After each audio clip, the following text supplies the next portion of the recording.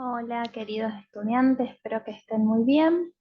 Esta semana vamos a tratar con un tema bastante controversial para la traducción literaria y para la traducción en general, que tiene que ver con la traducción o no de los nombres propios. Y la idea es que al finalizar esta videoclase, ustedes puedan llegar a una conclusión y tener su propia opinión del tema. Bien, en primer lugar vamos a definir qué es un nombre propio.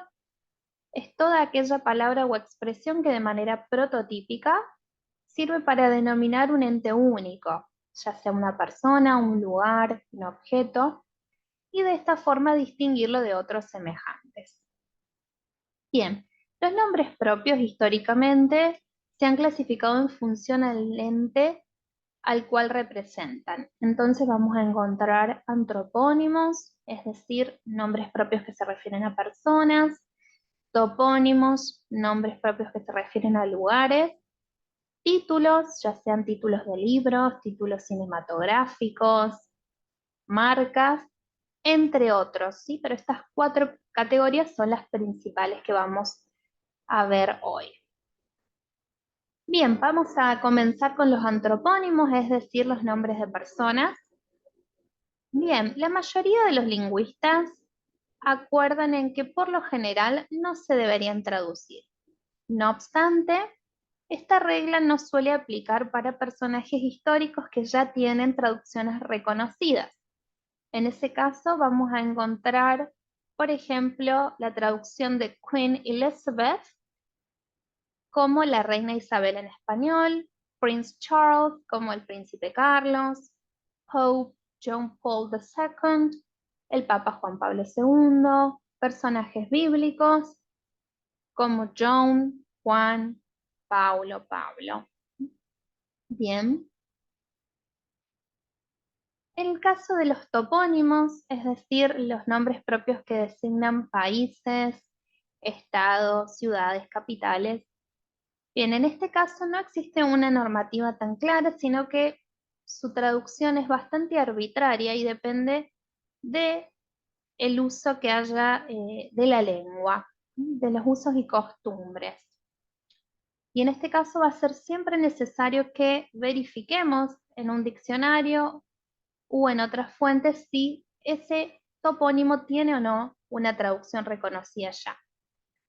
Por eso podemos encontrar, por ejemplo, el caso de Germany, que tiene su equivalente reconocido ya que es Alemania, o New York, Nueva York, pero tenemos casos como El Salvador, para El Salvador, en el cual quizás hay una adaptación fonética, pero la ortografía es la misma, no hay un equivalente, por lo menos a nivel gráfico.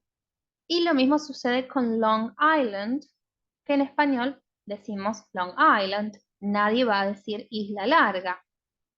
¿Sí? Por eso debemos ir al diccionario y verificar si, bueno, puede ser que quizás, si es quizá un lugar no tan conocido, quizás no figure en el diccionario, entonces tendremos que ir a otra fuente. Bien. No obstante, existen algunos criterios que podemos tener en cuenta para la traducción de nombres propios. En primer lugar, vamos a tener en cuenta la carga semántica, el significado.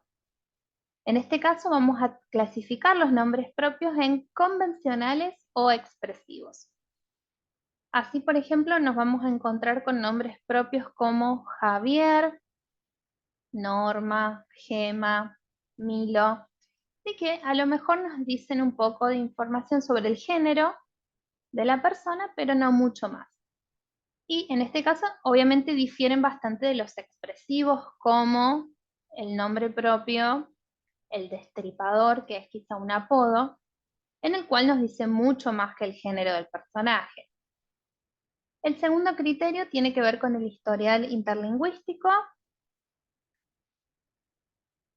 que aplica para lo que les dije hace unos momentos de la traducción de personajes históricos. ¿Sí? Ahí tenemos que ver si el nombre propio es novedoso o es prefijado.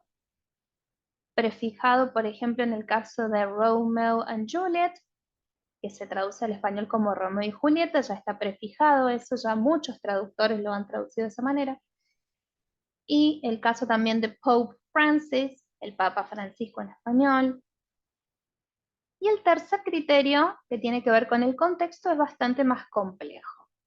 En este caso tenemos que ver si ese nombre propio es transparente o aceptable, o por el contrario es opaco o bastante inaceptable. Y en este caso tiene que ver muy concretamente el texto, el contexto donde aparece ese nombre propio. Así tenemos, por ejemplo, si tuviéramos que traducir esta frase, esta oración, era un paisaje como el de los monegros. En inglés, si hiciéramos una traducción literal y copiamos los monegros, muy difícilmente un lector de habla inglesa sepa cómo es un paisaje en los monegros, ¿sí? Entonces, en ese caso, nosotros vamos a tener que hacer uso de alguna o varias estrategias de traducción para brindar esa información cultural extralingüística que se está perdiendo. Y eso vamos a ver ahora a continuación, estrategias en la traducción de nombres propios. Bien, bueno, por último, bueno, recalcar esto de las traducciones reconocidas, que siempre como traductores tenemos que verificar si un nombre propio ya tiene una traducción que esté consolidada en la cultura meta, ¿sí? Es importante hacer esta búsqueda porque a lo mejor, bueno, directamente copiamos el nombre y no verificamos si ya tiene una traducción que se ha estado usando. Bien, vemos a continuación 12 técnicas de traducción de nombres propios. En primer lugar, la repetición, en la cual consiste en un préstamo de la lengua de partida, como el caso de Glasgow, ¿sí? La capital, que es exactamente, la ortografía es la misma en español, Obama, Moby Dick. Sí, acá tenemos entonces un topónimo, un antropónimo y un título literario que es exactamente igual, se repite, se copia la frase del texto origen. Una segunda técnica es la adaptación ortográfica, en la cual, por una cuestión más que nada fonética y también para tratar de seguir las reglas de la lengua meta, se suelen suprimir, en este caso, por ejemplo, una consonante, que en español no hacemos uso de la doble M, como en Mohamed o en el caso de Gemma, o en Londres, que hay que hacer ahí también un pequeño cambio, ¿sí? En la segunda sílaba. Bien, son cambios leves, adaptaciones ortográficas. Una tercera técnica es la traducción semántica, que es el calco, como el caso de National Health Service, Servicio Nacional de Salud, o Leaning Tower, Torre Inclinada, A History of Science, Historia de la Ciencia. ¿Sí? Calcamos la frase. Una cuarta técnica es la glosa extratextual, también conocida como nota del traductor. En este caso, veamos cómo el traductor adiciona información sobre el nombre propio Harold Godwinson para guiar al lector en la comprensión de esta frase, de este nombre propio. La quinta técnica es la glosa intratextual, en la cual podemos usar una explicitación o una expansión, que son estrategias que vamos a ver en detalle más adelante, pero ya las voy a ir introduciendo, ¿sí? Para que se familiaricen un poco con estos nombres. Por ejemplo, The Severn, el río Severn. Esto es una explicitación. Milton, John Milton, el famoso poeta místico renacentista. ¿sí? Esta frase, el famoso poeta místico renacentista, es un caso de explicitación. ¿Sí? Le estamos brindando información al lector porque es de otra cultura y probablemente no esté familiarizado con Milton. He went to Starbucks. Fue a tomar un café a Starbucks. Este es un caso de expansión. Agrego elementos sintácticos también para brindar la información al lector que probablemente no sepa qué es Starbucks, ¿sí? Que es o podría quizás traducirlo como fue a la cafetería Starbucks, ¿sí? Podríamos aplicar también una explicitación, ¿sí? Pero la idea es que ustedes puedan ver que tenemos que adicionar cierta información, que es información de tipo extralingüística, que es información cultural, ¿sí? Estos nombres propios tienen esa carga semántica que nosotros tenemos que tomar el lugar del lector y ver que realmente al ser de otra cultura, probablemente o quizás no la sepa, entonces vamos a hacer uso de estas estrategias. Luego tenemos la adaptación ideológica, que es una estrategia bastante más compleja, como es en el caso de la traducción de America por Estados Unidos, Samaria por Cisjordania, dictators such as Hitler, dictadores como Videla, si a lo mejor tradujéramos el texto al español rioplatense, particularmente para Argentina. Entonces veamos que acá hay un cambio más profundo porque realmente toma lugar, ocurre a nivel ideológico, ¿sí? Ya no, más allá de lo cultural, ya entramos en otro plano que es el de la ideología, ¿sí? ¿Por qué? Porque el, la frase, el nombre propio, es realmente, presenta cierto conflicto. Entonces tenemos que buscar en nuestra traducción una alternativa que aluda a la misma realidad, pero que tenga un enfoque más aceptable y más conocido quizá para los nuevos lectores. La neutralización limitada, que podemos lograrla a través de una adaptación o de una modulación también, es otra técnica, como el caso de Frisco, que probablemente un lector hispanohablante no sepa que se refiere a San Francisco, o el caso de Becky, Rebeca, o en el caso de el modelo de auto de Volkswagen Jetta. Jetta alude a una palabra bastante negativa, a la mala suerte, a la Jetta en español. Entonces, lo que se optó por una cuestión de marketing fue en realidad la traducción Volkswagen Vento. ¿Sí? Se usó esta neutralización limitada para que el auto no se lo asociara con la Jetta, ¿sí? Es muy interesante ese ejemplo. Bien, entonces el nombre propio en este caso es sustituido por otro que también es ajeno a la cultura de recepción, pero se relaciona con el mismo universo que el original, pero es al mismo tiempo un poco más transparente y más aceptable.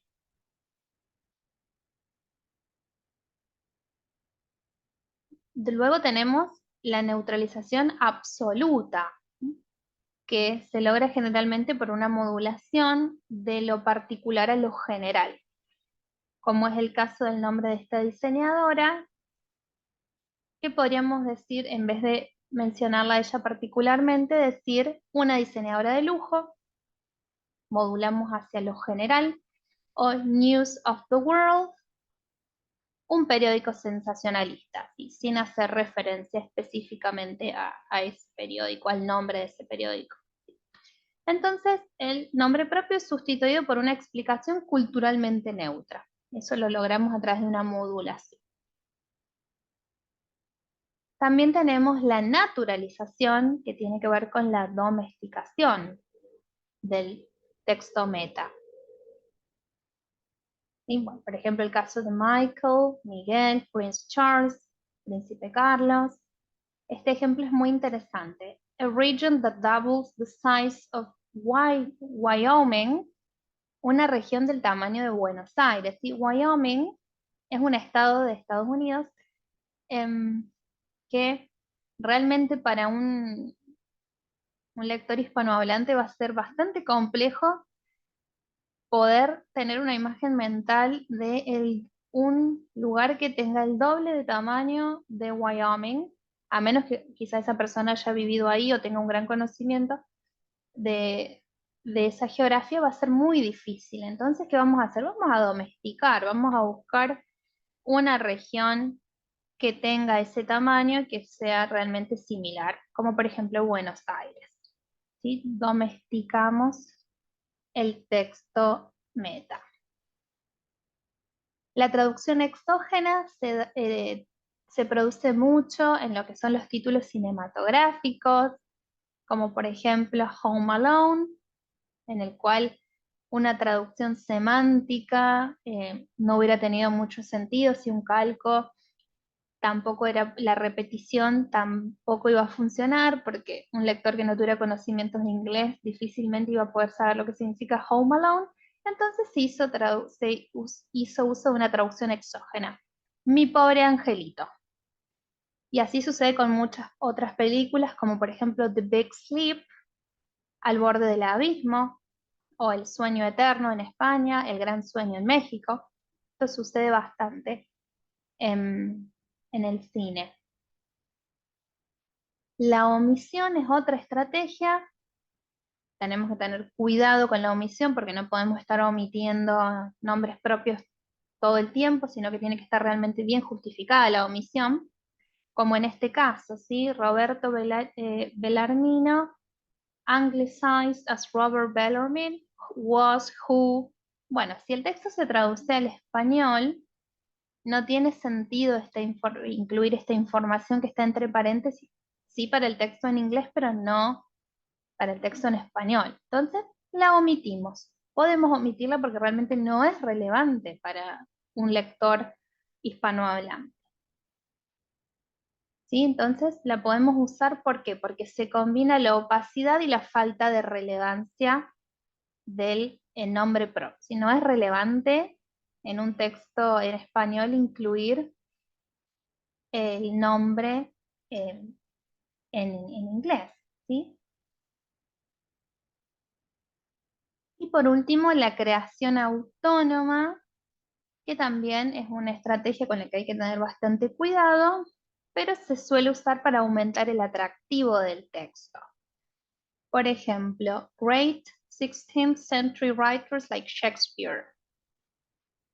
Para un lector hispanohablante podríamos decir grandes escritores del siglo XVI como Cervantes o Shakespeare. Acá hay una adición, ¿sí? Que es una creación autónoma del traductor, ¿sí? Como Cervantes. Eso no está en el TO, pero el traductor toma esta licencia y lo añade para realmente poder acercar el texto a la cultura meta. Este tipo de licencias de todas formas habría que consultarlas con el cliente, ¿sí? Pero es algo que existe y se puede hacer. Bien, bueno, para concluir, recalco que ningún elemento de la lengua siempre se va a traducir de la misma manera, va a depender de varios factores, pero principalmente de nuestro cliente, del contexto, del género, y todo eso tenemos que tener en cuenta el público, si es infantil, si es adulto, si es juvenil, todo eso tenemos que tener en cuenta, pero sepamos que todas las técnicas en principio son igualmente válidas, igualmente legítimas, y que la traducción es una tarea eminentemente abierta, ¿sí? Como le dije a un alumno hace poco, no todo es blanco y negro en traducción, hay muchos grises y eso, por ejemplo, sucede con los nombres propios. ¿Sí? Es algo que para debatir bastante. Pero el criterio más importante a la hora de decidir qué hacer con un nombre propio va a ser el de la relevancia y el de la transparencia, ¿sí? Si realmente puedo repetirlo, puedo calcarlo o no, y todo eso va a depender del texto en particular y de cuán relevante sea ese nombre propio. Bien, bueno, eso ha sido todo por esta video lección. Tenemos un nuevo trabajo práctico para realizar y estaremos en contacto a través del foro. Que estén muy bien.